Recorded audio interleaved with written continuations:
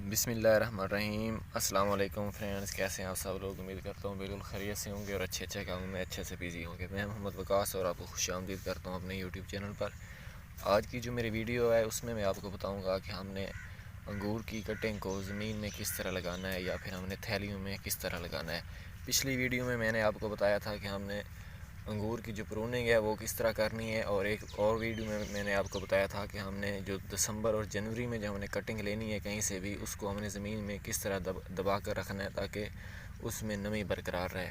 अब चूँकि दूसरा महीना चल रहा है और ये बेहतरीन मौसम है कि हम अपनी कटिंग को आगे शिफ्ट कर सकते हैं, थैली में भी लगा सकते हैं या फिर डायरेक्ट ज़मीन में भी शिफ्ट कर सकते हैं।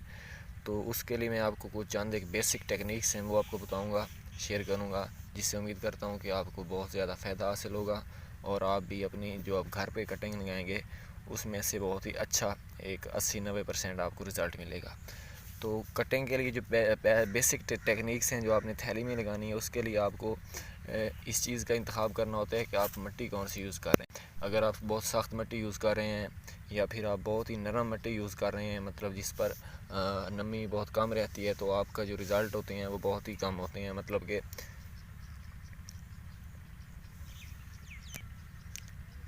जो आपके रिज़ल्ट होते हैं वो बहुत ही कम हासिल आप अच्छे रिज़ल्ट हासिल नहीं कर सकते। तो उसके लिए जो सबसे बेहतरीन मिट्टी है वो आपने जो यूज़ करनी है वो आपने भाल मिट्टी यूज़ करनी है जो नहरों से मिलती है, और जो आपकी अपनी मिट्टी होती है, दोनों को आपने अच्छी तरह मिक्स कर लेना है, उसको पाउडर बना लेना है। तो उसके बाद आपने उसको थैलियों में रख देना है। थैलियों में रखने के बाद आपने एक और बात का ख्याल ये भी रखना है कि जो थैलियाँ होंगी उसको आपने नीचे से 3-4 सुराख करने हैं। मैं आपको दिखाता हूँ यहाँ से, ये देखें, हमने 3-4 सुराख करने हैं। सुराख करने का मकसद ये है कि जब हम इनको पानी देते हैं तो अगर पानी हमारा ज़्यादा हो जाएगा तो जो पानी का जो ज़्यादा पानी बच जाएगा वो नीचे ज़मीन में जज़ब हो जाएगा। अगर इन थैलियों में सुराख नहीं होंगे तो पानी वहीं खड़ा रहेगा और इस तरह जो हमारी कटिंग होती हैं उसके गलने सड़ने के चांसेस बहुत ज़्यादा बढ़ जाते हैं और नतीजे में हमें कुछ भी हासिल नहीं होता। तो अब आपने जो कटिंग लेनी है, कटिंग आपने इस तरह लेनी है कम से कम उस पर 3 या 4 आँखें हों।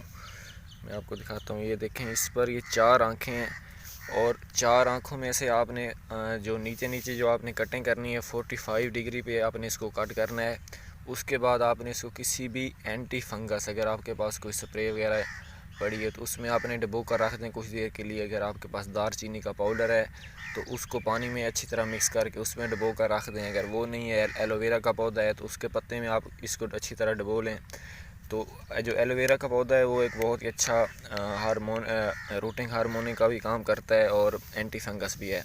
तो उसके लिए आपने जब इस थैली में लगाना है तो आपने कम से कम 2 आँखें थैली में दबा देनी है। अगर 3 आँखें हैं फिर भी 2 दबा दें, अगर 4 आँखें हैं फिर भी 2 दबा देंगे तो आपको एक अच्छा रिज़ल्ट मिलने के चांसेस काफ़ी ज़्यादा होते हैं। दो आँखें लगाने का मकसद ये होता है कि अगर आपकी एक आँख ख़राब हो गई है तो दूसरी आँख के पास मौका होना चाहिए कि वो अपनी रूटिंग वहाँ से शुरू कर सके। तो इसके अलावा इसमें कोई भी रॉकेट साइंस नहीं है जो हम इसे अच्छी तरह ग्रो नहीं कर सकते। तो उम्मीद करता हूँ कि आपको मेरी वीडियो अच्छी लगी होगी। अगर अच्छी लगी है तो वीडियो को लाइक, शेयर और कमेंट ज़रूर कीजिएगा। जैसे कि आप ये देख सकते हैं मैंने ये कुछ पौधे लगाए हुए हैं। इंशाल्लाह जब ये अच्छी तरह ग्रो कर लेंगे, इन पर पत्ते भी आ जाएंगे, इनकी जड़ें भी निकल आएंगी, तो मैं एक और वीडियो भी आपसे शेयर करूँगा इन्हीं कटिंग के ऊपर। तब तक के लिए इजाज़त दीजिए।